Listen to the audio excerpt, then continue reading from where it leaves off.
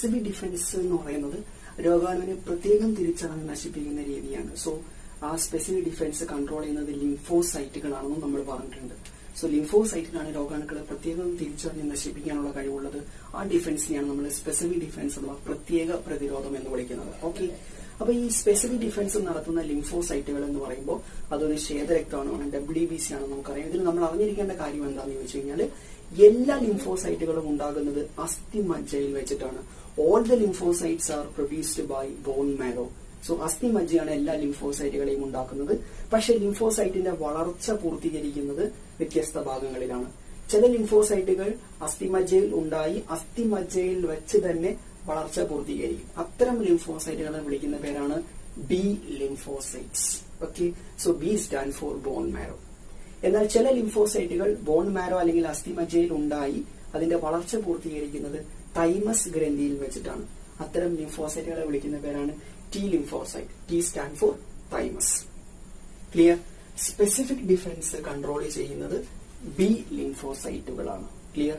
B lymphocytes control specific defence. How? എങ്ങനെയാണ് അത് control ചെയ്യുന്നത്? നമ്മുടെ ബോഡിയിലേക്ക് വരുന്ന മൈക്രോ ഓർഗാനിസം, നമ്മൾ നേരത്തെ പറഞ്ഞു ഡിസീസ് കോസിംഗ് ഓർഗാനിസം, അതിനാണ് നമ്മൾ പാത്തോജൻസ് എന്ന് വിളിച്ചിട്ടുള്ളത്. സോ ഡിസീസ് കോസിംഗ് ഓർഗാനിസത്തിന് വിളിക്കുന്ന പേരാണ് പാത്തോജൻസ്. ഈ മൈക്രോ ഓർഗാനിസത്തിന് മറ്റൊരു പേര് കൂടി വിളിക്കും. ആ പേരാണ് ആന്റിജൻസ് എന്ന് പറയുന്നത്. Micro organism are otherwise called as antigens. Okay, so ഇത്തരത്തിലുള്ള ആന്റിജൻസ് നമ്മുടെ ബോഡിയിലേക്ക് വന്നു കഴിഞ്ഞാൽ നമ്മുടെ ബോഡിയിലുള്ള ലിംഫോസൈറ്റുകളാണ് ആ ആന്റിജനെ ഡിസ്ട്രക്ട് ചെയ്യുന്നത്. ആ മെക്കാനിസത്തെ വിളിക്കുന്ന പേരാണ് സ്പെസിഫിക് ഡിഫൻസ് എന്ന് പറയുന്നത്. സോ നമ്മുടെ ബോഡിയിലേക്ക് ആന്റിജൻ വന്നു കഴിഞ്ഞാൽ ലിംഫോസൈറ്റുകൾ ആക്ടിവേറ്റ് ആവുകയും ലിംഫോസൈറ്റുകൾ മറ്റൊരു പ്രോട്ടീനെ നിർമ്മിക്കും. അങ്ങനെ ലിംഫോസൈറ്റുകൾ നിർമ്മിക്കുന്ന പ്രോട്ടീനെ വിളിക്കുന്ന പേരാണ് ആന്റിബോഡീസ്. ക്ലിയർ? ആന്റിബോഡീസ്. സോ എന്താണ് സംഭവിക്കുക? ആദ്യം ആന്റിജൻ എൻ്റർ ചെയ്യും. ആന്റിജൻ എന്ന് പറഞ്ഞാൽ പാത്തോജൻസ് ആണ്. പാത്തോജൻസ്. ഓക്കെ, ആന്റിജൻ ആണ് പാത്തോജൻസ്. ഈ ആന്റിജൻ എൻ്റർ ചെയ്യുന്നു. അപ്പൊ എന്താണ് സംഭവിക്കുക? ബോഡിയിലുള്ള ബി ലിംഫോസൈറ്റ് എന്ത് ചെയ്യും? ബി ലിംഫോസൈറ്റ് മറ്റൊരു പ്രോട്ടീനെ നിർമ്മിക്കും. ആ പ്രോട്ടീനെ വിളിക്കുന്ന പേരാണ് antibody. Now what happen? Antibody destruct this antigen. Antibody ആന്റിജനെ ഡിസ്ട്രക്ട് ചെയ്യും. അത് 3 മെക്കാനിസത്തിലൂടെയാണ്. 3 മെക്കാനിസം. ഒരുപാട് മെക്കാനിസം ഉണ്ട്. 3 മെക്കാനിസമാണ് നമ്മൾ പഠിക്കേണ്ടത്. ഒന്നാമത്തെ മെക്കാനിസം എന്ന് പറയുന്നത് ഈ ആന്റിജന്റെ സെൽ മെംബ്രെയിനെ നശിപ്പിച്ച് കളയാം. സെൽ മെംബ്രെയിൻ പോയ ആന്റിജന് പിന്നെ ലൈഫില്ല, അങ്ങനെ നശിപ്പിക്കാം. അതാണ് ഒരു മെക്കാനിസം. അല്ലെങ്കിൽ ഈ ആന്റിജൻ പ്രൊഡ്യൂസ് ചെയ്യുന്ന ടോക്സിക് സബ്സ്റ്റൻസിനെ ന്യൂട്രലൈസ് ചെയ്ത് കളയാം. അതാണ് രണ്ടാമത്തെ മെക്കാനിസം. ഇതെല്ലാം ആര് ചെയ്യുന്നതാണ്? ആന്റിബോഡി ചെയ്യുന്നതാണ്. ഒന്നെങ്കിൽ ആന്റിജന്റെ സെൽ മെംബ്രെയിൻ നശിപ്പിക്കുക, അല്ലെങ്കിൽ ആന്റിജൻ സിന്തസൈസ് ചെയ്യുന്ന അല്ലെങ്കിൽ പ്രൊഡ്യൂസ് ചെയ്യുന്ന കെമിക്കലിനെ ന്യൂട്രലൈസ് ചെയ്യുക. മൂന്നാമത്തത് ആന്റിബോഡി ബാക്കിയുള്ള WBCകളെ സ്റ്റിമുലേറ്റ് ചെയ്തിട്ട് ആന്റിജനെ ഡിസ്ട്രാക്ട് ചെയ്യും. സോ ഈ 3 രീതിയിലൂടെയാണ് ആന്റിബോഡി ആന്റിജനെ ഡിസ്ട്രാക്ട് ചെയ്യുന്നത്. ഈ ആന്റിജൻ ആന്റിബോഡി ഇന്ററാക്ഷൻ നടക്കുന്നത് സ്പെസിഫിക് ഡിഫൻസിലാണ്. ക്ലിയർ? അത്രയും ഓർത്ത് വയ്ക്കുക. ഇനി ബി ലിംഫോസൈറ്റ് ആണ് ഇതെല്ലാം ചെയ്യാന്ന് പറഞ്ഞു. അപ്പൊ അവിടെ വേറൊരാൾ കൂടി ഉണ്ട്, ടി ലിംഫോസൈറ്റ്. ടി ലിംഫോസൈറ്റിന്റെ റോൾ എന്താണ്? ക്യാൻസർ സെല്ലിനെ നശിപ്പിക്കുന്നത് ടി ലിംഫോസൈറ്റ് ആണ്. വൈറസ് ഇൻഫെക്റ്റഡ് സെല്ലിനെ നശിപ്പിക്കുന്നത് ടി ലിംഫോസൈറ്റ് ആണ്. നാച്ചുറൽ കില്ലർ സെൽ എന്ന് പറയുന്ന വേറെ ടൈപ്പ് സെൽസ് ഉണ്ട്. അതിനെ ആക്ടിവേറ്റ് ചെയ്യിപ്പിക്കുന്നത് ടി ലിംഫോസൈറ്റ്സ് ആണ്. ഓക്കെ, ബാക്കിയുള്ള സെൽസിനെ ആക്ടിവേറ്റ് ചെയ്യുന്ന ഒരു ടോപ്പിക് പോയിന്റ് കാണാം. ബാക്കിയുള്ള സെൽസ് എന്ന് പറയുന്നത് ഈ നാച്ചുറൽ കില്ലർ സെല്ലാണ്. അതിനെ ആക്ടിവേറ്റ് ചെയ്യാനും ഈ ടി ലിംഫോസൈറ്റിന് സാധിക്കും. സോ അത് 3മാണ് ടി ലിംഫോസൈറ്റ്സിന്റെ റോൾ എന്ന് പറയുന്നത്. സോ ഇത്രയുമാണ് സ്പെസിഫിക് ഡിഫൻസിന്റെ ഭാഗമായിട്ട് വരുന്നത്. So common defence, specific defence എന്നുള്ള ടോപ്പിക് പ്രത്യേകം ഓർത്ത് വയ്ക്കാം. ഇനി ഈ ചാപ്റ്ററിലുള്ള മറ്റൊരു കോൺസെപ്റ്റ് ആണ് വാക്സിനേഷൻ എന്ന് പറയുന്നത്. വാക്സിനേഷൻ അല്ലെങ്കിൽ ആർട്ടിഫിഷ്യൽ ട്രീറ്റ്മെന്റ് എന്നൊക്കെ വിളിക്കും, അല്ലെങ്കിൽ നമുക്ക് അതിനെ പ്രതിരോധവൽക്കരണം എന്നൊക്കെ വിളിക്കാം. ആർട്ടിഫിഷ്യൽ ഇഞ്ചക്ഷൻ എന്നോ ആർട്ടിഫിഷ്യൽ ട്രീറ്റ്മെന്റ് എന്നോ പ്രതിരോധവൽക്കരണം എന്നോ അല്ലെങ്കിൽ വാക്സിനേഷൻ എന്നോ നമുക്ക് വിളിക്കാം. ആർട്ടിഫിഷ്യൽ ഇമ്മ്യൂണിറ്റി എന്ന് പറയുന്നതും ഇതേ വാക്സിനേഷൻ തന്നെയാണ്. സോ എന്താണ് വാക്സിനേഷൻ അഥവാ പ്രതിരോധവൽക്കരണം എന്ന് നോക്കാം. വളരെ സിമ്പിൾ ആണ്. വാക്സിനേഷന്റെ പിതാവ് എന്ന് പറയുന്നത് എഡ്വേർഡ് ജെന്നർ ആണ്. So Edward Jenner is considered as the father of vaccination. ഈ വാക്സിനേഷൻ ആദ്യത്തെ വാക്കുണ്ടല്ലോ, അത് ഡിറൈവ് ചെയ്തിട്ടുള്ളത് വാക്ക എന്ന വാക്കിൽ നിന്നാണ്. വാക്ക മീൻസ് കൗ. ഓക്കെ, സോ പശുവുമായിട്ട് എന്തോ ഒരു ബന്ധമുണ്ട് എന്തിന്? വാക്സിനേഷൻ. വളരെ സിമ്പിൾ ആണ്. ഈ വാക്സിനേഷൻ എന്ന് പറയുന്ന ഈ ഒരു കോൺസെപ്റ്റ് എഡ്വേർഡ് ജെന്നർ ആക്സിഡന്റൽ ആയിട്ട് കൊണ്ടുവന്നതാണ്. എന്താന്ന് വെച്ച് കഴിഞ്ഞാല് പണ്ട് ഇംഗ്ലണ്ടിലൊക്കെ ഈ കൗപോക്സ് എന്ന് പറയുന്ന ഒരു ഡിസീസ് ഉണ്ടായിരുന്നു, ഗോവസൂരി രോഗം എന്ന് പറയും. അതുപോലെ തന്നെ സ്മോൾ പോക്സും ഉണ്ടായിരുന്നു. വസൂരി രോഗവും ഒരു കാലത്ത് ഇംഗ്ലണ്ടിലൊക്കെ വളരെ പ്രൊമിനന്റ് ആയിട്ടുണ്ടായിരുന്ന 2 രോഗങ്ങളാണ്. സോ ഇതിനെക്കുറിച്ച് പഠിക്കാനാണ് എഡ്വേർഡ് ജെന്നർ എന്ന് പറയുന്ന വ്യക്തി തീരുമാനിക്കുകയും അദ്ദേഹത്തിന്റെ കുറച്ച് കൊലീഗ്സ് ഒക്കെ ആയിട്ട് ഈ അസുഖം ബാധിച്ച മേഖലയിൽ എത്തുകയാണ് ഉണ്ടായത്. അങ്ങനെയാണ് ഇവർക്ക് എഡ്വേർഡ് ജെന്നറിന് ഒരു കാര്യം മനസ്സിലായത്. അതായത് ഈ ഗോവസൂരി രോഗം വന്ന ആളുകൾക്ക് വസൂരി രോഗം വരുന്നില്ല. അതായത് ഈ കൗപോക്സ് ഇൻഫെക്റ്റഡ് ആയിട്ടുള്ള ആളുകൾക്ക് എന്താ പറയുക സ്മോൾ പോക്സ് വരുന്നില്ല. അത് എന്തുകൊണ്ടാണെന്നുള്ള ഒരു കോൺസെപ്റ്റ് വന്നു. അങ്ങനെയാണ് അദ്ദേഹം ഒരു ജെയിംസ് ഫിപ്പ് എന്ന് പറയുന്ന ഒരു 8 വയസ്സുകാരനായിട്ടുള്ള ഒരു കുട്ടിയെ കണ്ടെത്തി. ആ കുട്ടി എക്സ്പെരിമെന്റിന് വില്ലിംഗ് ആയിരുന്നു. ആ കുട്ടിയുടെ ശരീരത്തിൽ ആദ്യം ഗോവസൂരി രോഗത്തിന്റെ രോഗാണുക്കളെ കുത്തിവെച്ചു. അതായത് ഈ കൗപോക്സ് ഉണ്ടാക്കുന്ന രോഗാണുക്കളെ കുത്തിവെച്ചു. അതായത് കൗപോക്സ് ഉള്ള ഒരാളിൽ നിന്ന് അയാളുടെ പസ് എടുത്തിട്ട് ഈ കുട്ടിയിലേക്ക് കുത്തിവെച്ചു. സ്വാഭാവികമായിട്ട് ഈ കുട്ടിക്ക് എന്തുണ്ടായിട്ടുണ്ടാവും, കൗപോക്സ് അല്ലെങ്കിൽ ഗോവസൂരി രോഗം ഉണ്ടായിട്ടുണ്ടാവും. ആ കുട്ടിയെ എഡ്വേർഡ് ജെന്നർ ട്രീറ്റ് ചെയ്തു. എന്നിട്ട് കുട്ടിയെ റിക്കവർ ചെയ്യിച്ചു. ആ രോഗത്തിൽ നിന്നും റിക്കവർ ചെയ്യിച്ചു. റിക്കവർ ചെയ്യിച്ചതിന് ശേഷം പിന്നീട് ഒരു 2-3 മാസത്തിന് ശേഷം ആ കുട്ടിയിലേക്ക് സ്മോൾ പോക്സിന്റെ പസ് കൂടി കുത്തിവെച്ചു. അതായത് സ്മോൾ പോക്സ് ഉള്ള ഒരാളുടെ ശരീരത്തിൽ നിന്ന് പസ് എടുത്തിട്ട് കുട്ടിയിലേക്ക് ഇംപ്ലാന്റ് ചെയ്തു. അങ്ങനെ ഇംപ്ലാന്റ് ചെയ്തപ്പോൾ കുട്ടിക്ക് എന്തുണ്ടായിട്ടില്ല, സ്മോൾ പോക്സ് ഉണ്ടായിട്ടില്ല. അപ്പൊ എഡ്വേർഡ് ജെന്നറിന് മനസ്സിലായി ഈ കൗപോക്സ് ഉള്ള ഒരു കുട്ടിക്ക് ഈ പറയുന്ന സ്മോൾ പോക്സ് വരുന്നില്ല. അതായത് കൗപോക്സ് റിക്കവർ ചെയ്യുന്ന സമയത്ത് ഈ കുട്ടിയുടെ ശരീരത്തിൽ എന്തോ ഒന്ന് ക്രിയേറ്റ് ചെയ്യുന്നുണ്ട്, എന്തോ ഒരു കെമിക്കൽ ക്രിയേറ്റ് ചെയ്യുന്നുണ്ട്. ആ കെമിക്കലാണ് ഈ പറയുന്ന സ്മോൾ പോക്സിനെ റെസിസ്റ്റ് ചെയ്യുന്നത് അദ്ദേഹം മനസ്സിലായി. അങ്ങനെയാണ് ഈ പശു എന്നതിന് സിമിലർ ആയിട്ട്, പശു എന്ന വാക്കിനർത്ഥം പശുവാണ്. സോ ഇതിനോടൊരു ഇന്റിമസി തോന്നാൻ വേണ്ടിയിട്ടാണ് ഇതിന് വാക്സിനേഷൻ എന്നുള്ള ടേം കൊടുത്തിട്ടുള്ളത്. ഓക്കെ, അതാണ് ഇതിന്റെ ഒരു ഹിസ്റ്റോറിക്കൽ ബാക്ക്ഗ്രൗണ്ട് എന്ന് പറയുന്നത്. ഇനി എന്താണ് വാക്സിനേഷൻ എന്നുകൂടി നമുക്ക് നോക്കാം. അതായത് ചില സമയത്ത് രോഗാണുക്കൾ നമ്മുടെ ശരീരത്തിലേക്ക് വന്നു കഴിഞ്ഞാൽ നമ്മുടെ ഡിഫൻസ് സിസ്റ്റത്തിന് ആ രോഗാണുവിനെ പെട്ടെന്ന് നശിപ്പിക്കാൻ സാധിക്കില്ല, അല്ലെങ്കിൽ നമ്മുടെ ഡിഫൻസ് സിസ്റ്റം പെട്ടെന്ന് വീക്കായി പോകും. സോ അത്തരം സന്ദർഭങ്ങളിൽ ഉള്ളിലേക്ക് കയറിയിട്ടുള്ള രോഗാണു അതിന്റെ എണ്ണം മൾട്ടിപ്ലൈ ചെയ്ത് നമുക്ക് രോഗം ഒന്നുകൂടി സിവിയർ ആയിട്ട് മാറും. സോ ഇത്തരത്തിലുള്ള രോഗങ്ങൾ നമുക്ക് ഒരുപാട് വരാറുണ്ട്. അപ്പൊ അത്തരം രോഗം വരുന്നതിന് മുന്നേ തന്നെ നമ്മുടെ ബോഡിയിൽ അതിനെതിരെയുള്ള ആന്റിബോഡികളെ രൂപപ്പെടുത്തുക. നമ്മൾക്ക് ബോഡിയിൽ അതിനെതിരെ തന്നെ ആന്റിബോഡികളെ രൂപപ്പെടുത്തുക ആർട്ടിഫിഷ്യൽ ആയിട്ട്. ആ ഒരു പ്രോസസ്സിനെ വിളിക്കുന്ന പേരാണ് വാക്സിനേഷൻ എന്ന് പറയുന്നത്. ക്ലിയർ? നമുക്ക് 2 എക്സാമ്പിൾ വെച്ച് നോക്കാം. സോ എക്സാമ്പിൾ എന്ന് പറഞ്ഞാൽ വളരെ സിമ്പിൾ ആണ്. ആദ്യം ഒരു നോർമൽ കേസ് ആണ്. എക്സാമ്പിൾ എന്ന് പറയുമ്പോൾ ആദ്യം ഒരു നോർമൽ കേസിന്റെ ഒരു എക്സാമ്പിൾ പറയാണ്. സോ നമ്മുടെ ബോഡിയിലേക്ക് ഒരു പാത്തോജൻ വരുന്നു എന്ന് വിചാരിക്കുക. ഒരു പാത്തോജൻ നമ്മുടെ ബോഡിയിലേക്ക് വരുന്നു. സോ പാത്തോജൻ ബോഡിയിലേക്ക് എൻ്റർ ചെയ്യാണ്. നമ്മുടെ ബോഡിയിലേക്ക് എൻ്റർ ചെയ്യാണ് പാത്തോജൻ. നോർമൽ കേസ് ആണ്. ഒരു പാത്തോജൻ ബോഡിയിലേക്ക് എൻ്റർ ചെയ്തു. ബോഡിയിലേക്ക് എൻ്റർ ചെയ്താൽ നമുക്കറിയാം എന്താണ് സംഭവിക്കുക എന്നുള്ളത്. നമ്മുടെ ബോഡിയിലുള്ള ബി ലിംഫോസൈറ്റുകളാണ്. ബി ലിംഫോസൈറ്റ് പ്രോട്ടീനെ പ്രൊഡ്യൂസ് ചെയ്യാം. പ്രോട്ടീൻ നമുക്കറിയാം, പ്രോട്ടീൻ എന്താണ്, ആന്റിബോഡിയാണ്. പ്രോട്ടീൻ എന്ന് പറയുന്ന ആന്റിബോഡിയാണ്. ഓക്കെ, ഈ പാത്തോജനെ വിളിക്കുന്ന മറ്റൊരു പേരാണ് ആന്റിജൻസ് എന്നും വിളിക്കാം.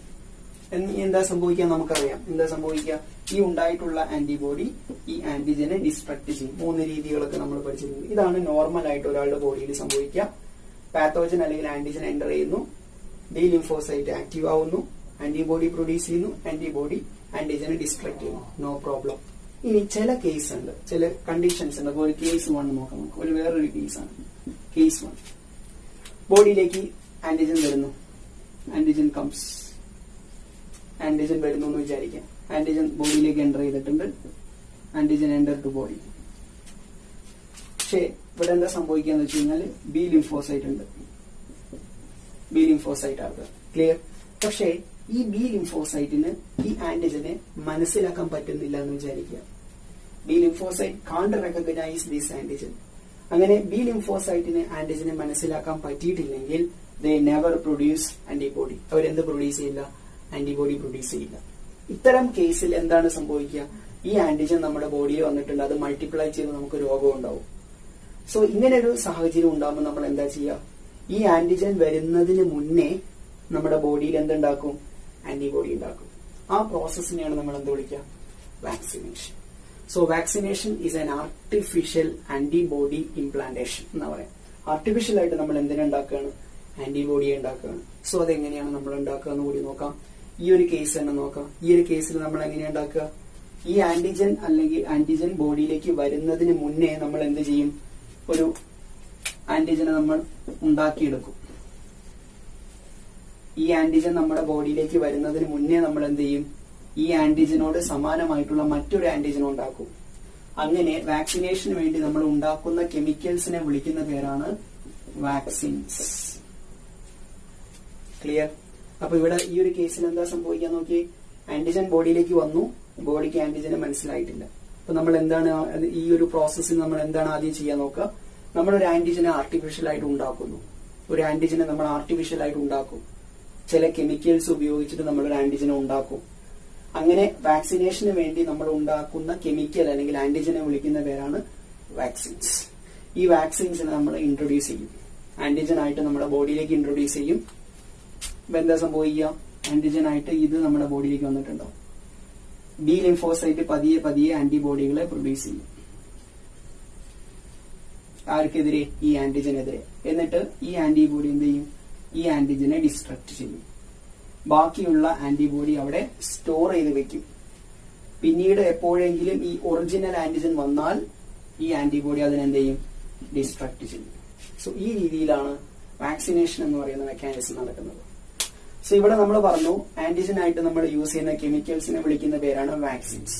അപ്പൊ ഈ വാക്സിൻസ് എവിടുന്നാണ് ഉണ്ടാക്കുക? ഏതാണോ നമ്മുടെ ബോഡിയിലേക്ക് വരുന്ന ഒറിജിനൽ ആയിട്ടുള്ള ആന്റിജൻ അല്ലെങ്കിൽ പാത്തോജൻ, അതിനെ നമ്മൾ നശിപ്പിച്ചിട്ടാണ് വാക്സിൻസ് ആയിട്ട് നിർമ്മിക്കുക. അതായത് നമ്മുടെ ബോഡിയിലേക്ക് വരുന്ന ഒരു രോഗാണു ഉണ്ടാവില്ലേ, അതാണല്ലോ ആന്റിജൻ. ആ രോഗാണുവിന്റെ ഒന്നെങ്കിൽ അതിന്റെ ഏതെങ്കിലും ബോഡി പാർട്ട് അല്ലെങ്കിൽ അവർ പ്രൊഡ്യൂസ് ചെയ്യുന്ന ടോക്സിനെ നമ്മൾ ന്യൂട്രലൈസ് ചെയ്ത് ഉപയോഗിക്കും. അല്ലെങ്കിൽ അതേ ആന്റിജനെ തന്നെ നമ്മൾ എന്ത് ചെയ്യും? ഡെഡ് ആയിട്ടോ ലൈവ് ആയിട്ടോ നമുക്ക് എന്തുമായിട്ടോ ഉപയോഗിക്കാം? വാക്സിൻസ് ആയിട്ട് ഉപയോഗിക്കാം. എന്നിട്ട് അതിനെയാണ് നമ്മൾ കുത്തിവെക്കുന്നത്. അപ്പൊ ബോഡി അതിനെ ആന്റിജൻ ആയിട്ട് കണക്കാക്കും, ആന്റിബോഡി പ്രൊഡ്യൂസ് ചെയ്യും, നശിപ്പിക്കും. അപ്പൊ നശിപ്പിച്ചു കഴിഞ്ഞാൽ ഈ ആന്റിജൻ പോയി. പിന്നീട് എപ്പോഴെങ്കിലും നമുക്ക് ഈ ഒറിജിനൽ രോഗാണു വന്നു കഴിഞ്ഞാൽ അല്ലെങ്കിൽ ആന്റിജൻ വന്നു കഴിഞ്ഞാൽ നമുക്ക് അതിനെ കൃത്യമായിട്ട് നശിപ്പിക്കാൻ സാധിക്കും. ആ ഒരു പ്രോസസ്സിനെയാണ് നമ്മൾ എന്ത് വിളിക്കുക? വാക്സിനേഷൻ എന്ന് വിളിക്കുക. സോ വാക്സിൻസ്, ഒരുപാട് വാക്സിൻസ് നമ്മൾ പഠിച്ചിട്ടുണ്ട്. BCG വാക്സിൻ ഉണ്ട്, ബാസിലസ് കാൽമിറ്റി ഗോറിൻ, ട്യൂബർക്ലോസിനെതിരെ കൊടുക്കുന്ന വാക്സിനാണ്. TT ടെറ്റനസ് ടോക്സോയിഡ്, ടെറ്റനസിനെതിരെ കൊടുക്കുന്ന വാക്സിനാണ്. OPV oral polio vaccine, polio രോഗത്തിനെതിരെ കൊടുക്കുന്ന വാക്സിനാണ്. പിന്നെ പെന്റാവാലന്റ് ഉണ്ട്, 5 രോഗത്തിനെതിരെയാണ്. അത് diphtheria, tetanus, pertussis, hepatitis B and HIV-B എന്ന് പറയുന്നത്. ഹീമോഫിലസ് ഇൻഫ്ലുവൻസ ടൈപ്പ് ബി, അതാണ് HIV-B. പിന്നെ ഹെപ്പറ്റൈറ്റിസ് ബി. അതുപോലെ തന്നെ ഇത്തരത്തിലുള്ള വാക്സിൻസ് എല്ലാം നമ്മൾ ഇത്തരത്തിൽ പ്രിപ്പയർ ചെയ്യുന്നതാണ്. ക്ലിയർ? സോ ഇതിന്റെ മറ്റൊരു ടോപ്പിക്കാണ് ആന്റിബയോട്ടിക്സ് എന്ന് പറയുന്നത്. നമുക്കറിയാം ആന്റിബയോട്ടിക്സ് എന്താണെന്നുള്ളത്. അതായത് ബാക്ടീരിയകളെ നശിപ്പിക്കാനായിട്ട് ഉപയോഗിക്കുന്ന ഔഷധങ്ങളാണ് അല്ലെങ്കിൽ കെമിക്കൽസ് ആണ്. അത് ഉണ്ടാക്കിയിട്ടുള്ളത് ബാക്ടീരിയയിൽ നിന്നോ ഫംഗസിൽ നിന്നോ ആയിരിക്കും. സോ ഇത്തരത്തിൽ ഫംഗസിൽ നിന്നോ ബാക്ടീരിയയിൽ നിന്നോ എക്സ്ട്രാക്ട് ചെയ്തെടുക്കുന്ന കെമിക്കൽസിനെയാണ് ആന്റിബയോട്ടിക്സ് എന്ന് പറയാം. ഈ ആന്റിബയോട്ടിക്സ് ആണ് സാധാരണ നമ്മൾ ബാക്ടീരിയൽ ഡിസീസിനെതിരെ ഉപയോഗിക്കുന്നത്. സോ ആന്റിബയോട്ടിക്സിനെ ഡിസ്കവർ ചെയ്തത് അലക്സാണ്ടർ ഫ്ലെമിംഗ് ആണ് in 1928. ആക്സിഡന്റൽ ആയിട്ടാണ് അലക്സാണ്ടർ ഫ്ലെമിംഗ് ആന്റിബയോട്ടിക്സിനെ ഡിസ്കവർ ചെയ്തിട്ടുള്ളത്. ഓക്കെ ആണല്ലോ. ഇനി എങ്ങനെയാണ് ഈ ആന്റിബയോട്ടിക്സ് വർക്ക് ചെയ്യുക അല്ലെങ്കിൽ എങ്ങനെയാണ് ആന്റിബയോട്ടിക്സിന്റെ ഡിസ്കവറി എന്ന് കൂടി നോക്കാം. അലക്സാണ്ടർ ഫ്ലെമിംഗ് എന്ന് പറയുന്ന സയന്റിസ്റ്റ് ഒരു മൈക്രോബയോളജിസ്റ്റ് ആയിരുന്നു. അദ്ദേഹം സ്റ്റഫൈലോകോക്കസ് എന്ന് പറയുന്ന ഒരു ബാക്ടീരിയനെ ലാബിൽ കൾച്ചർ ചെയ്തുകൊണ്ടിരിക്കുന്ന സമയമാണ്. അപ്പൊ നമ്മൾ കണ്ടിട്ടുള്ള ലാബിൽ ചെറിയ കൾച്ചറൽ പ്ലേറ്റുകൾ ഉണ്ടായിരിക്കും. അത്തരം പ്ലേറ്റുകളിലാണ് ഈ ബാക്ടീരിയനെല്ലാം വളർത്തിയെടുക്കുന്നത്, കൾച്ചർ ചെയ്തുണ്ടാക്കുന്നത്. സോ അത്തരത്തിൽ അദ്ദേഹം സ്റ്റഫൈലോകോക്കസുകളെ വളർത്തിയെടുക്കുന്ന ഒരു പരീക്ഷണത്തിലായിരുന്നു. സോ കുറച്ച് സമയത്തേക്ക് അല്ലെങ്കിൽ ഇങ്ങനെ പരീക്ഷണം നടന്നുകൊണ്ടിരിക്കെ തന്നെ അദ്ദേഹത്തിന് കുറച്ച് സമയത്തേക്ക് അവിടെ നിന്ന് മാറി നിൽക്കേണ്ട ഒരു അവസ്ഥ വന്നു.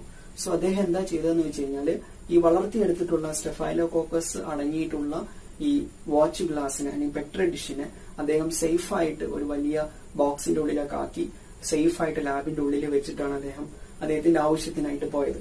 അങ്ങനെ കുറച്ച് ദിവസത്തിന് ശേഷം അദ്ദേഹം തിരിച്ചെത്തി ഈ പെട്രി ഡിഷ് എല്ലാം നോക്കിയ സമയത്ത് ചില പെട്രി ഡിഷിലുള്ള സ്റ്റഫൈലോകോക്കസ് എല്ലാം ഡെഡ് ആയിട്ടുണ്ട്. അതായത് ചില ബാക്ടീരിയകളെല്ലാം നശിച്ചു പോയിട്ടുണ്ട്, എന്നാൽ ചില ബാക്ടീരിയകളെല്ലാം ലൈവായിട്ട് നിൽക്കുന്നുണ്ട്.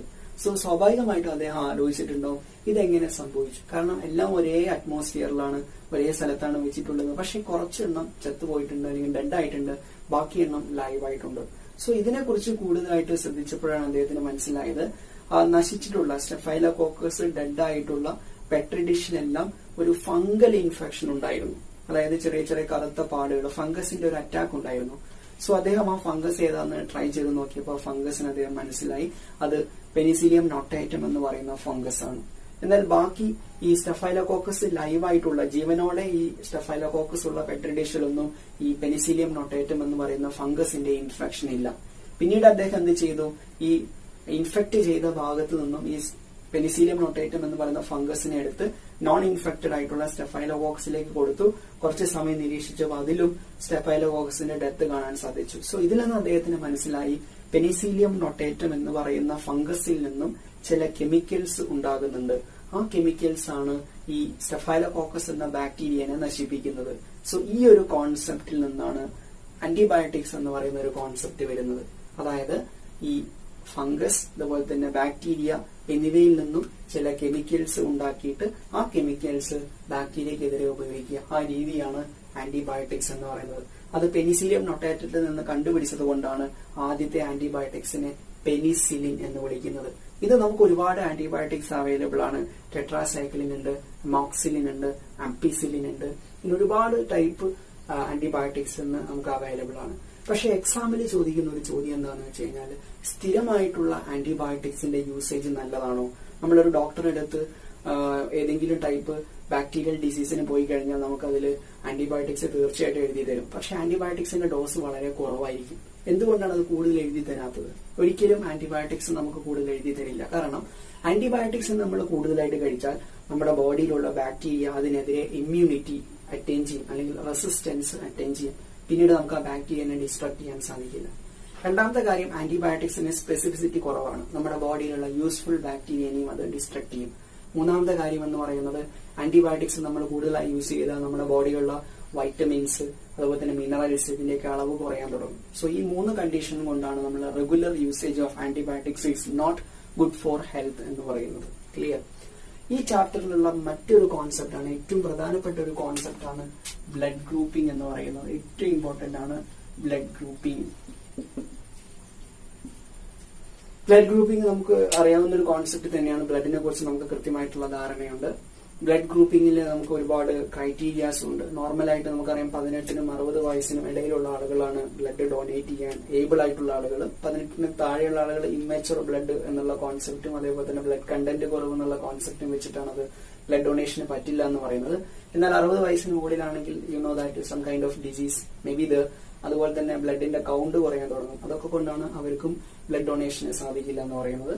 മറ്റൊരു കേസ് എന്ന് പറയുന്നത് ഈ പ്രഗ്നന്റ് ആയിട്ടുള്ള വുമൺ അതുപോലെ തന്നെ ബേസ്റ്റ് ഫീഡിംഗ് അങ്ങനെയുള്ള കേസിലുള്ള വുമൻസിനൊന്നും ബ്ലഡ് ഡൊണേറ്റ് ചെയ്യാൻ സാധിക്കില്ല. ബിക്കോസ് ഓൾറെഡി അവർക്ക് കൂടുതൽ ബ്ലഡിന്റെ ആവശ്യമുണ്ട്. അതുപോലെ തന്നെ ബ്ലഡിൽ ആന്റിബയോട്ടിക്സിന്റെ കണ്ടന്റ് എല്ലാം ഉണ്ടാവും. സോ അത്തരം കേസിൽ അവർക്ക് ബ്ലഡ് ഡൊണേഷൻ സാധിക്കില്ല.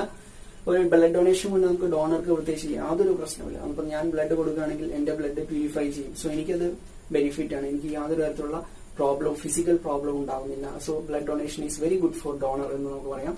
അതുപോലെ തന്നെ ബ്ലഡ് ഡൊണേഷൻ എപ്പോഴും ഒരു തവണ ബ്ലഡ് കൊടുത്തു കഴിഞ്ഞാൽ പിന്നെ ഏകദേശം ഒരു 3 മാസം കഴിഞ്ഞിട്ട് നമുക്ക് അടുത്ത ബ്ലഡ് ഡൊണേഷൻസ് കൊടുക്കാൻ സാധിക്കും. ബിക്കോസ് ആ ഒരു ടൈം ഇന്റർവെല്ലിലാണ് നമ്മൾ കൊടുത്ത അത്രയും ബ്ലഡ് നമ്മുടെ ബോഡിയിൽ വീണ്ടും ഉണ്ടാവുന്നത്. ഒരു ടൈം നമ്മൾ 300 ml ബ്ലഡ് ആക്കിയാൽ കൊടുക്കുക, അത് തിരിച്ചു റീഗെയിൻ ചെയ്യണമെങ്കിൽ നമുക്ക് കുറച്ച് സമയമാണ്. സോ ആ ഒരു ഡ്യൂറേഷനാണ് ഈ 3 months എന്ന് പറയുന്നത്.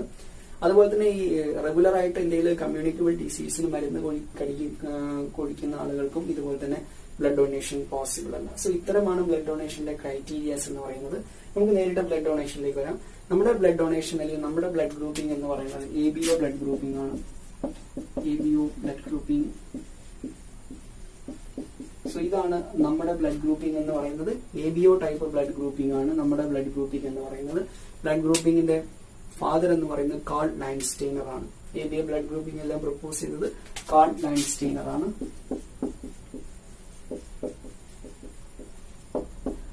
കാൾ ലാൻഡ്സ്റ്റൈനർ ആണ് ABO ബ്ലഡ് ഗ്രൂപ്പിംഗിന്റെ ഫാദർ എന്ന് പറയുന്നത്. നമ്മുടെ blood grouping ABO blood grouping ആണ്. നമുക്കറിയാം നമ്മുടെ ബോഡിയിൽ 4 ടൈപ്പ് ബ്ലഡ് ആണുള്ളത്. A, B, AB and O. ഇങ്ങനെ 4 ടൈപ്പ് ബ്ലഡ് ഗ്രൂപ്പിംഗ് ആണ് നമ്മുടെ 4 ടൈപ്പ് ബ്ലഡ് ആണ് നമ്മുടെ ബോഡിയിലുള്ളത്. പിന്നെ അതിന്റെ പോസിറ്റീവ് നെഗറ്റീവ് വേർഷൻസും ആണ്.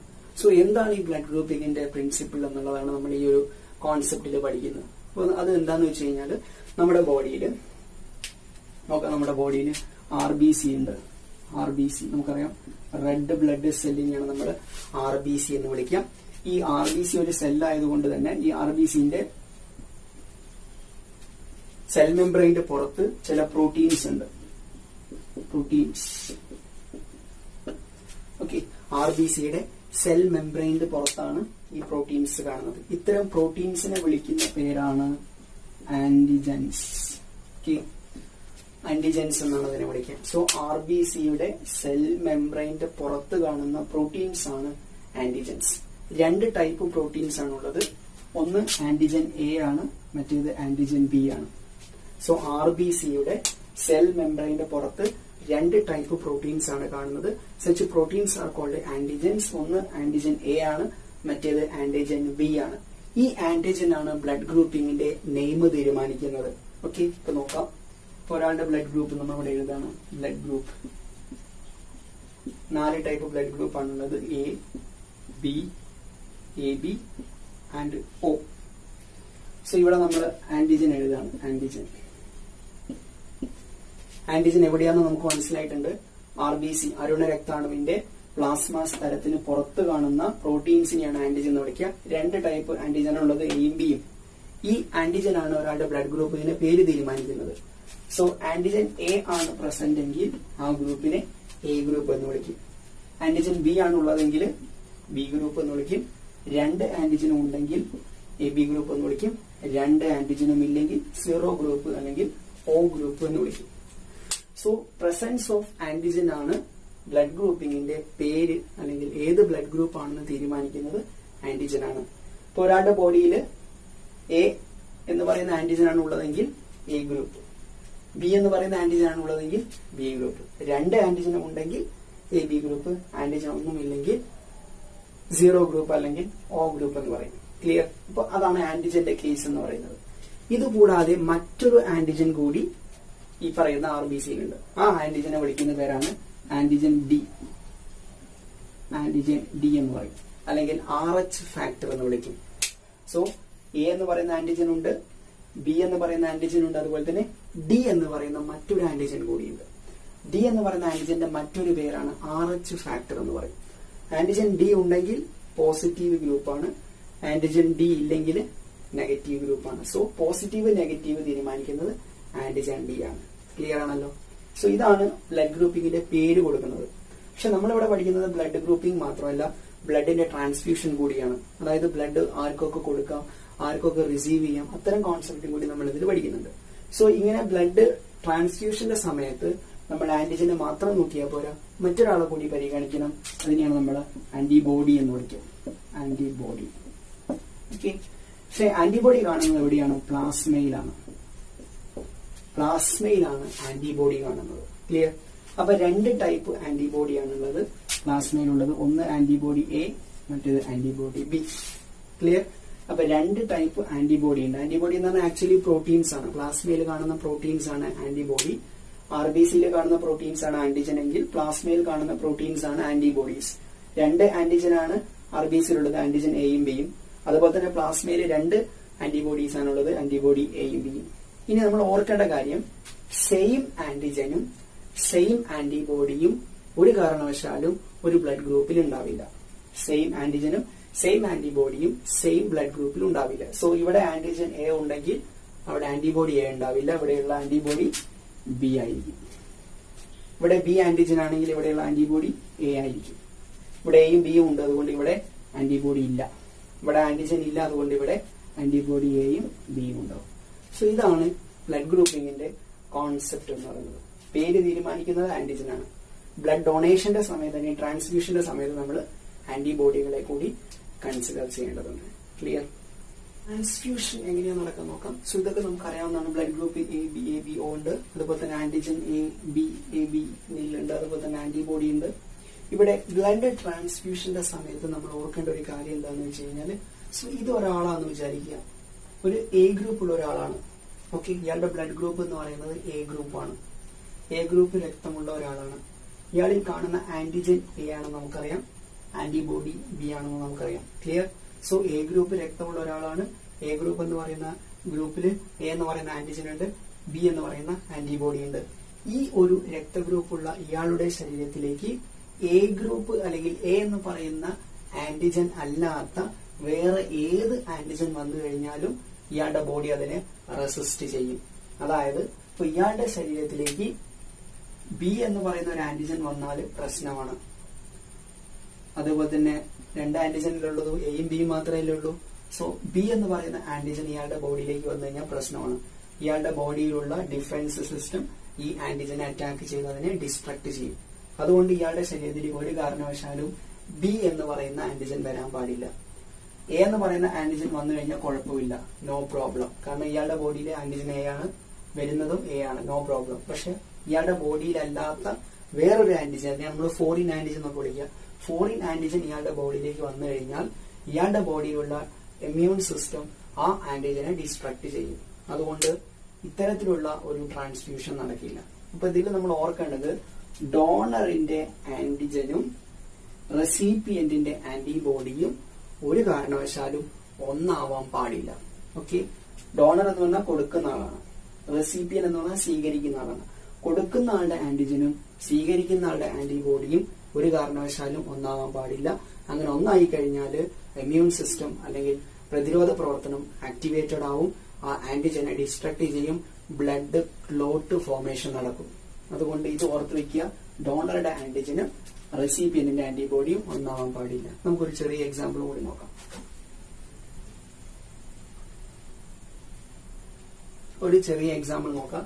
ഈ ഒരു കോൺസെപ്റ്റ് വെച്ചിട്ട്, അതായത് ഡോണറുടെ ആന്റിജനും റെസിപ്പിയന്റിന്റെ ആന്റിബോഡിയും എന്നുള്ള ഒരു കോൺസെപ്റ്റ് വെച്ച് നമുക്കൊരു എക്സാമ്പിൾ നോക്കാം. ഓക്കെ, എക്സാമ്പിൾ വളരെ സിമ്പിൾ ആണ്. ഇപ്പം എ എന്ന് പറയുന്ന ബ്ലഡ് ഗ്രൂപ്പ്,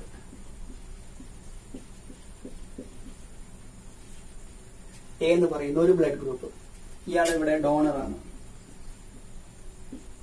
മീൻസ് ഇയാൾക്ക് മറ്റേതൊക്കെ ബ്ലഡ് ഗ്രൂപ്പിലേക്ക് ഡൊണേറ്റ് ചെയ്യാം എന്നാണ് നമ്മൾ കണ്ടുപിടിക്കുന്നത്. ക്ലിയർ? എ എന്ന് പറയുന്ന ബ്ലഡ് ഗ്രൂപ്പ് ഡോണറാണ്. ദാറ്റ് മീൻസ് എ എന്ന് പറയുന്ന ബ്ലഡ് ഗ്രൂപ്പിൽ ഒരാൾക്ക് മറ്റേതൊക്കെ ബ്ലഡ് ഗ്രൂപ്പുകൾക്ക് രക്തം കൊടുക്കാം, ഡൊണേറ്റ് ചെയ്യാം. ക്ലിയർ? അപ്പൊ ബാക്കിയുള്ള രക്തഗ്രൂപ്പുകളൊക്കെ എന്തായിരിക്കും? ഇയാൾ ഡോണർ ആണെങ്കിൽ ബാക്കിയുള്ള രക്തഗ്രൂപ്പുകളെല്ലാം റെസിപ്പിയന്റ് ആയിരിക്കും. അപ്പൊ ഇവിടെ താഴെ റെസിപ്പിയൻസ് ഉണ്ട്.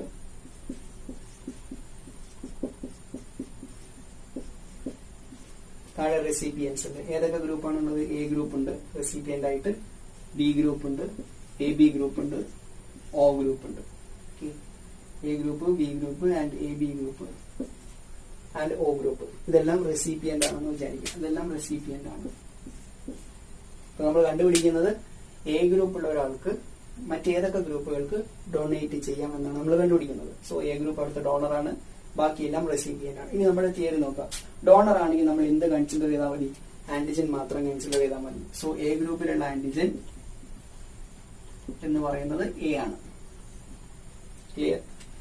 ഇതെല്ലാം റെസിപ്പിയന്റ് ആണ്. റെസിപ്പിയന്റിന് എന്താ കൺസിഡർ ചെയ്യേണ്ടത്? ആന്റിബോഡിയാണ് കൺസിഡർ ചെയ്യേണ്ടത്. എളുപ്പത്തിൽ മനസ്സിലാക്കാൻ വേണ്ടിയാണ് ആന്റിബോഡി. എ ഗ്രൂപ്പിലുള്ള ആന്റിബോഡിയാണ് കൺസിഡർ ചെയ്യുന്നത്. എ ഗ്രൂപ്പിലുള്ള ആന്റിബോഡി ബി ആണ്, ബി ഗ്രൂപ്പിലുള്ളത് എ ആണ്. എ ബി ഗ്രൂപ്പിലുള്ള ആന്റിബോഡി ഇല്ല. ഒ ഗ്രൂപ്പിലാണെങ്കിൽ ആന്റിബോഡി എയും ഉണ്ട്, ബിയും ഉണ്ട്. ഇനി നമുക്ക് നേരിട്ട് നോക്കാം. എയിലേക്ക് കൊടുക്കാൻ പറ്റുമോ നോക്കാം, ബിയിലേക്ക് കൊടുക്കാൻ പറ്റുമോ നോക്കാം, എ ബിയിലേക്ക് കൊടുക്കാൻ പറ്റുമോ നോക്കൂ, ഒ ഗ്രൂപ്പിലേക്ക് കൊടുക്കാൻ പറ്റുമോ? നമ്മളെന്താ പറഞ്ഞത്? ഡോണറുടെ ആന്റിജനും റെസിപ്പിയന്റിന്റെ ആന്റിബോഡിയും ഒരു കാരണവശാലും ഒന്നാവാൻ പാടില്ല. ഫോറിൻ ആന്റിജൻ വന്നു കഴിഞ്ഞാൽ ഇമ്മ്യൂൺ സിസ്റ്റം ആക്റ്റീവ് ആവും, ഡിസ്ട്രക്ഷൻ നടക്കും, ബ്ലഡ് ക്ലോട്ട് ഫോം ചെയ്യും. നോക്കി ഇവിടെ എ ഗ്രൂപ്പുള്ള ഒരാൾക്ക് എ ഗ്രൂപ്പിന് കൊടുക്കാം, പ്രശ്നമുണ്ടോ? ഇല്ല. കാരണം ഇവിടെയുള്ള ആന്റിബോഡി ഏതാണ്? ബി ആണ്.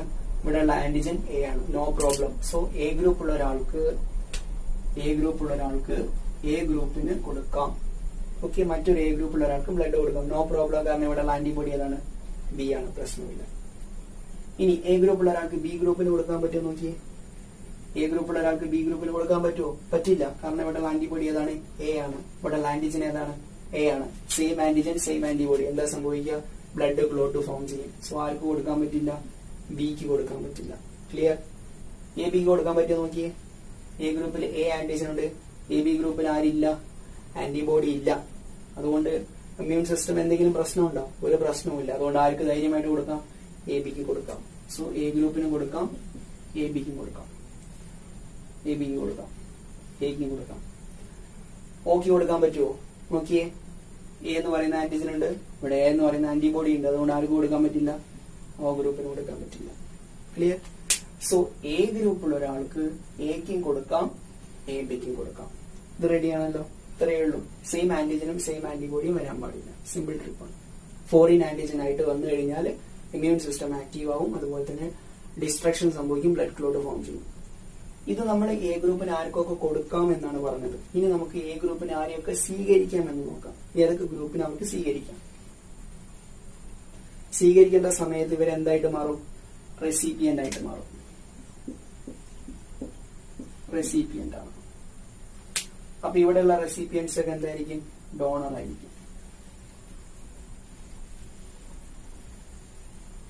ഇവിടുത്തെ റെസിപ്പിയൻസ് ഒക്കെ ആരായിട്ട് മാറും? ഡോണർ ആയിട്ട് മാറും അല്ലെ? ഇവര് റെസിപ്പിയന്റ് ആയിട്ട് മാറുമ്പോൾ ബാക്കിയുള്ളവരൊക്കെ എന്താണ്? ഡോണർ ആണ്. സോ ഈ ഗ്രൂപ്പുള്ള ഒരാൾക്ക് ഏതൊക്കെ ഗ്രൂപ്പ് റിസീവ് ചെയ്യാമെന്നാണ് നോക്കുന്നത്. സോ അങ്ങനെ റിസീവ് ചെയ്യുമ്പോൾ ഇവര് റെസിപ്പിയന്റ് ആണ്. ബാക്കിയുള്ള ബ്ലഡ് ഗ്രൂപ്പ് എല്ലാം എന്തായിരിക്കും? ഡോണർ ആയിരിക്കും. ഇപ്പൊ റെസിപ്പിയന്റ് ആണെങ്കിൽ അയാളുടെ എന്താണ് നോക്കേണ്ടത്? ആന്റിബോഡിയാണ് നോക്കേണ്ടത്. സോ ഇവിടെ നമ്മൾ ആന്റിജന് പകരം നമ്മൾ എന്ത് നോക്കണം? ആന്റിബോഡി നോക്കണം. സോ ആന്റിജന് പകരം നമ്മൾ നോക്കുന്നത് എന്താണ്? ആന്റിബോഡി. ഓക്കെ, എ ഗ്രൂപ്പിലുള്ള ആന്റിബോഡി ഏതാണെന്ന് നമുക്കറിയാം. എ ഗ്രൂപ്പിലുള്ള ആന്റിബോഡി എന്ന് പറയുന്നത് ബി ആണ്. ബി എന്ന് പറയുന്ന ആന്റിബോഡിയാണ് ഉള്ളത്. സോ ഇവരെല്ലാം ഡോണറാണ്. ഡോണറിന്റെ എന്താ നോക്കേണ്ടത്? ആന്റിജൻ ആണ് നോക്കേണ്ടത്. സോ ഡോണറുടെ ആന്റിജൻ ആണ് നമ്മൾ നോക്കേണ്ടത്. ഏതൊക്കെ ഗ്രൂപ്പ് ഉണ്ട്? A group, B group, A B group, O group. Clear? ഇതാണ് നമ്മുടെ ഗ്രൂപ്പുകൾ. ഇവരുടെ ആന്റിജൻ ആണ് നോക്കേണ്ടത്. എ ഗ്രൂപ്പിന്റെ antigen A, B B, A ബിയുടെ ആന്റിജൻ എയും ബിയും. ഒ ഗ്രൂപ്പിന് ആന്റിജൻ ഇല്ല. ഇല്ലല്ലോ, ഒ ഗ്രൂപ്പിന് ഒരു ആന്റിജനും ഇല്ല. ഇനി നോക്കിയാൽ നമ്മൾ കൊടുക്കാൻ പറ്റും നേരത്തെ പോലെ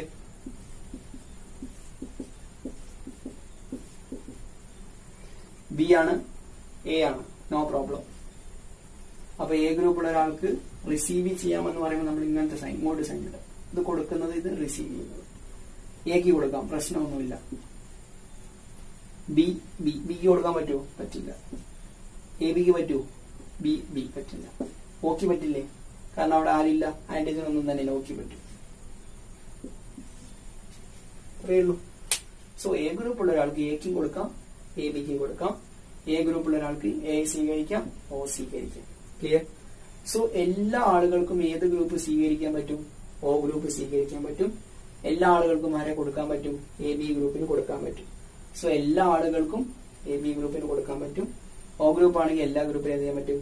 ഒ ഗ്രൂപ്പുള്ള ഒരാൾക്ക് എല്ലാ ഗ്രൂപ്പിനും എന്ത് ചെയ്യാൻ പറ്റും? റിസീവ് ചെയ്യാൻ പറ്റും. സോ അതനുസരിച്ചാണ് നമ്മൾ യൂണിവേഴ്സൽ ഡോണർ എന്നും യൂണിവേഴ്സൽ റെസിപ്പിയന്റ്. യൂണിവേഴ്സൽ ഡോണർ എന്ന് പറയുമ്പോൾ എല്ലാവർക്കും കൊടുക്കാവുന്ന ഗ്രൂപ്പ് എന്ന് പറയുന്നത് ഒ ഗ്രൂപ്പാണ്. ആൻഡ് യൂണിവേഴ്സൽ റെസിപ്പിയന്റ് എല്ലാ ഗ്രൂപ്പും സ്വീകരിക്കാൻ പറ്റുന്നത് എ ബി ഗ്രൂപ്പിനാണ്. അത് ഓർത്ത് വയ്ക്കുക. സോ ഇത്തരത്തിൽ നമുക്ക് ബി ഗ്രൂപ്പ്, അതുപോലെ A B group, O group എല്ലാം കണ്ടുപിടിക്കാം. നിങ്ങൾ ഓർക്കേണ്ട കാര്യം, സെയിം ആന്റിജനും സെയിം ആന്റിബോഡിയും വരാൻ പാടില്ല. ഡോണറുടെ ആന്റിജനും റെസിപ്പിയന്റിന്റെ ആന്റിബോഡിയും നോക്കുക, അതൊരിക്കലും സെയിം ആവാൻ പാടില്ല.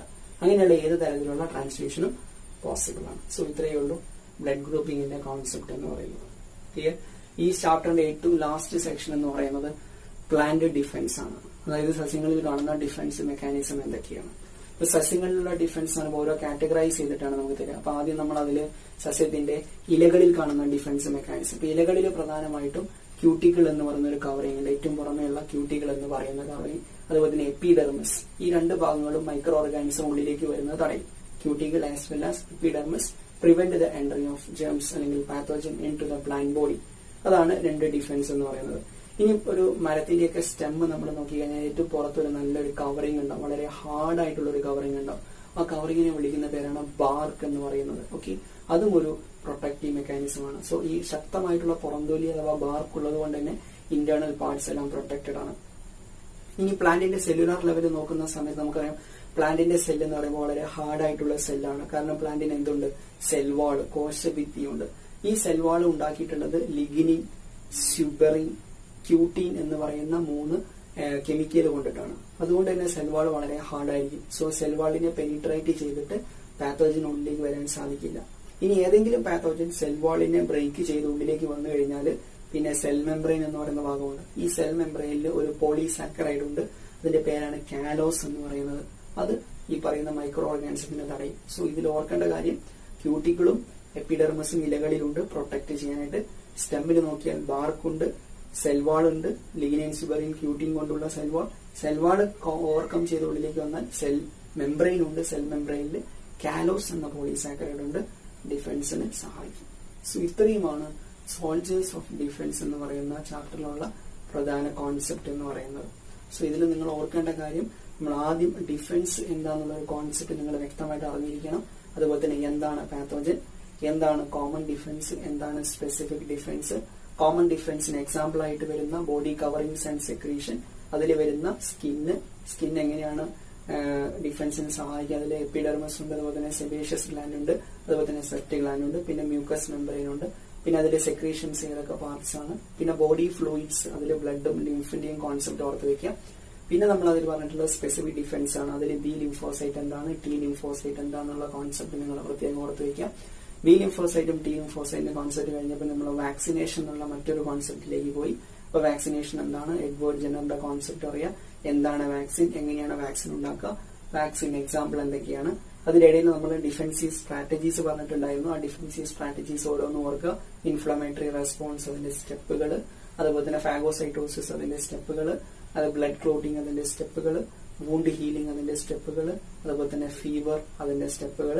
പിന്നെ നമ്മൾ ആന്റിബയോട്ടിക്സ് അഥവാ അലക്സാണ്ടർ ഫ്ലെമിങ്ങിന്റെ ആന്റിബയോട്ടിക്സ് അതിന്റെ കോൺസെപ്റ്റും കാര്യങ്ങളൊക്കെ, പിന്നെ ബ്ലഡ് ട്രാൻസ്ഫ്യൂഷനും ഫൈനലി പ്ലാന്റ്സിലുള്ള defence. Okay, thank you, by.